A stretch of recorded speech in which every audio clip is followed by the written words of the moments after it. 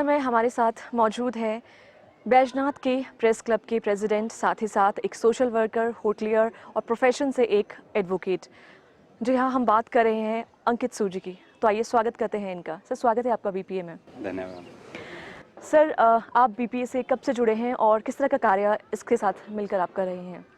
मैं बीपीए से 2012 से जुड़ा हूँ और उसके बाद निरंतर बीपीए के लिए पीआरओ के रूप में काम कर रहा हूँ। बीपीए के लिए मीडिया का जो भी काम होता है वो मैं संभालता हूँ और इसके अलावा ओपनिंग और क्लोजिंग पे जो कल्चर प्रोग्राम होते हैं उनकी देख रेख मेरे जिम्मे रहती है। यानी कि आप जो सूचना है बीपीए से संबंधित वो आम जनमानस तक पहुँचाते हैं। मैं एक माध्यम बनता हूँ।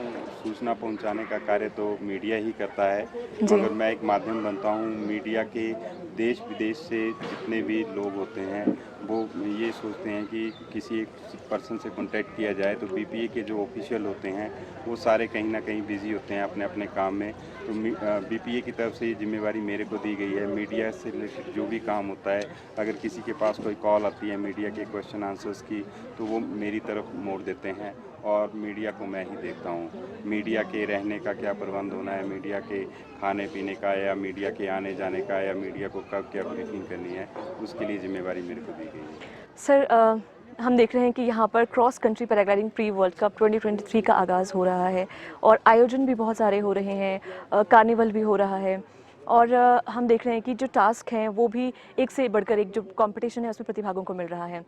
तो जितने भी टास्क होते हैं या फिर जो प्रतिभागियों का जो रिस्पॉन्स है, किस तरह से आप मीडिया को पहुंचाते हैं और अगर बात करें इस प्रतियोगिता के आयोजन की, तो किस तरह से आपने इसके लिए जो है वो इन्फॉर्मेशन जो है आम जनमानस तक पहुंचाई? क्या चैलेंजेस आपके सामने रहे?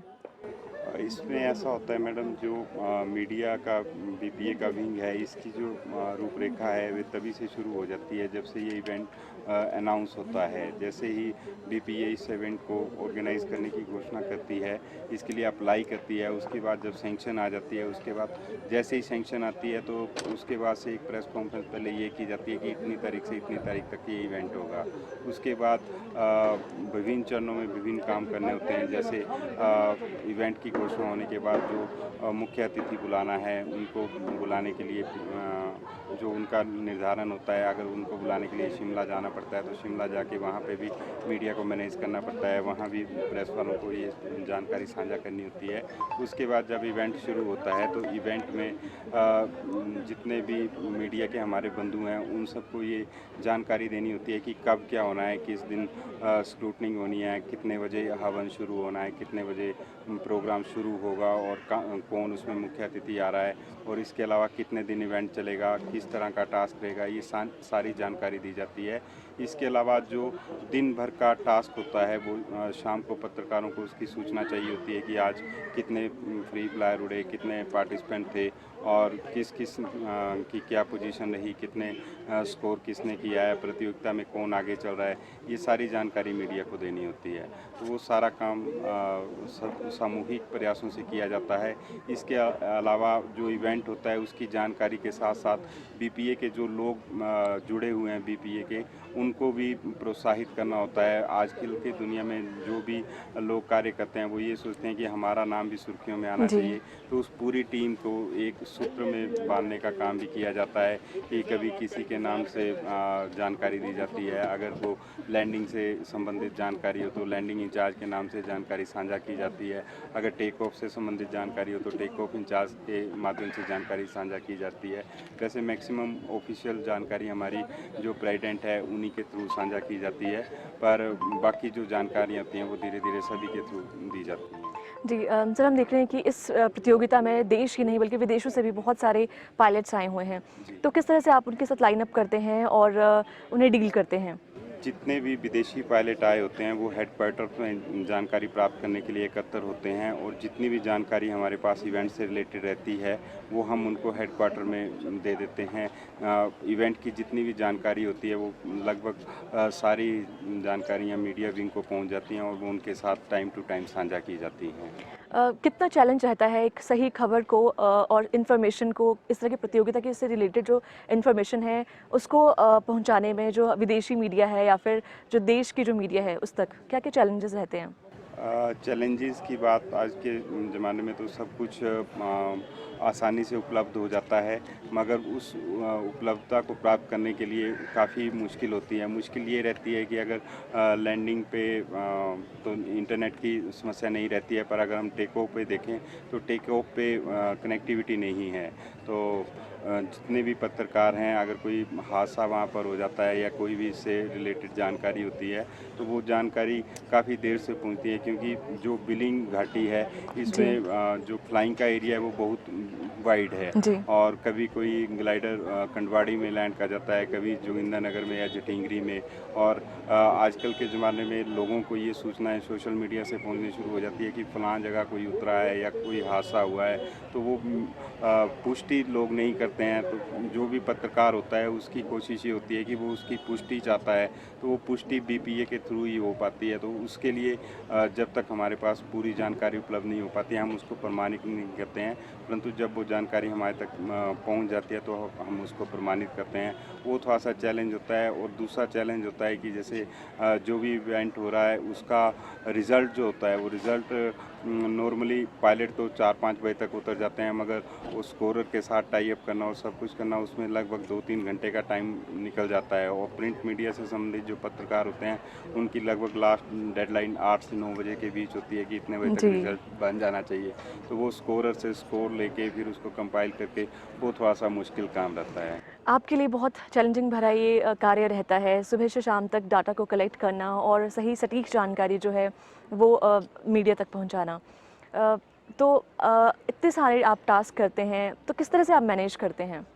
ये सारा सामूहिक कार्य होता है। बीपीए की जितनी भी टीम है उसकी मीडिया विंग को पूरा सहयोग मिलता है।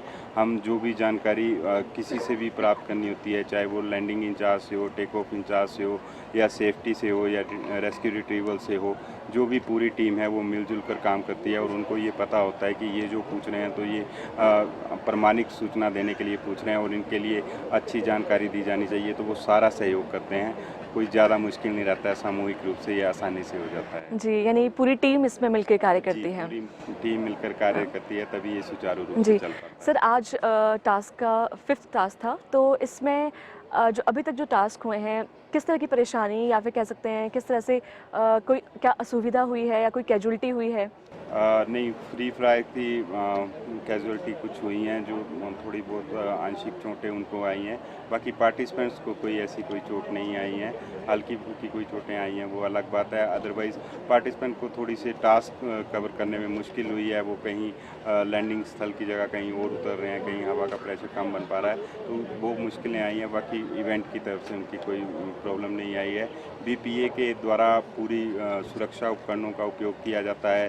पूरी एम्बुलेंस वगैरह और मेडिकल टीम वगैरह उपलब्ध रहती हैं। अगर कोई पायलट लैंडिंग स्थल से 20 किलोमीटर या 30 किलोमीटर भी दूर उतर रहा है, तो बीपीए के द्वारा वहां तक जाने आने के लिए गाड़ी उपलब्ध करवाई जा रही हैं और सुरक्षात्मक तरीके से हर एक पायलट को शाम को भीड़ में पहुंचाया जा रहा है। सर, आप जो पत्रकार हैं या फिर जो इलेक्ट्रॉनिक मीडिया है, उनको क्या संदेश देना चाहेंगे?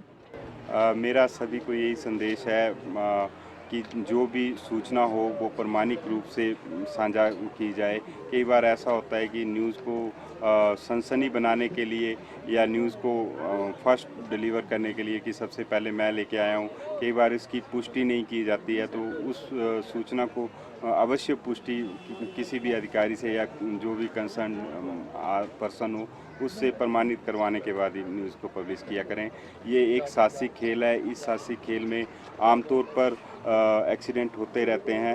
तो जो भी मेरे मीडिया बंधु मेरी बात सुन रहे हों उनसे यही रिक्वेस्ट है कि बीपीए का कभी भी इवेंट हो तो इवेंट से रिलेटेड कोई भी जानकारी हो उसकी पुष्टि करने के बाद ही समाचार को प्रकाशित करें या ब्रॉडकास्ट करें। उससे उनके लिए भी सुविधा रहती है और हमारे लिए भी सुविधा रहती है। सर, आने वाले समय में किस तरह के जो प्रोग्राम्स हैं या फिर इवेंट हमें देखने को मिल सकते हैं?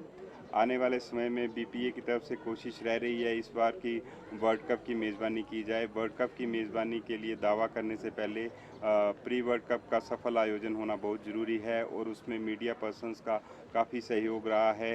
काफ़ी अच्छी खबरें उन्होंने लगाई हैं। अब पता नहीं वो बीपीए की टीम एक अच्छी चीज़ पेश कर रही है या वो अच्छी खबरें लगा रही हैं। वह जैसा भी है बीपीए की तरफ से कोशिश ये की जा रही है कि वर्ल्ड कप यहाँ पर आयोजित किया जाए और ऐसी उम्मीद है कि जिस तरह से ये सफल आयोजन 6 महीनों में हमने दूसरी बार, एक बार पहले एक्यूरेसी प्री वर्ल्ड कप और दूसरी बार अब क्रॉस कंट्री प्री वर्ल्ड सफलतापूर्वक आयोजित किया है। तो उम्मीद है कि अगला विश्व कप जो होगा उसकी मेज़बानी बीपीए करेगी। जी, इसके लिए आप बधाई के पात्र हैं, क्योंकि पूरी जो जानकारी है या जो इन्फॉर्मेशन हम कह सकते हैं वो आपके माध्यम से ही पूरी मीडिया के तक पहुंचती है। आपसे बातचीत करके बहुत अच्छा लगा। इसके लिए आपके लिए बहुत सारी शुभकामनाएं और धन्यवाद। धन्यवाद।